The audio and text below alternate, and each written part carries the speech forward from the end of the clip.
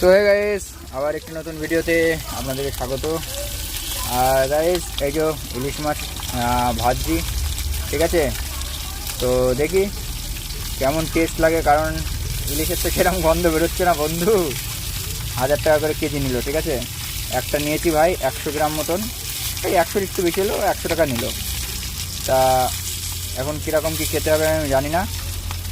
তো যতক্ষণ না করতে পারছি, খেতে পারছি, ততক্ষণ তো বলতে পারছি না। ততক্ষণ ও বাবা ফুটছে তো গপ গপ করে। ওই গুরু হোক। তা কে কে এই বছরে ইলিশ বউনি হয়ে গিয়েছে খেয়ে একটু জানিও। আর কারা কারা গাড়িতে রান্না করে ইলিশ খেয়েছো তারা জানিও। আমাদের বাড়িতে খেতে নেই, আমার ভাইয়ের জন্ম মাসটা আমাদের মধ্যে খেতে নেই, ঠিক আছে। তা একটা আছে, কড়া করে ভাজবো, ঠিক আছে। কড়া করে ভেজে একদম ঝাক্কাস করে খাবো। তো চলো, লাইক শেয়ার কমেন্ট করে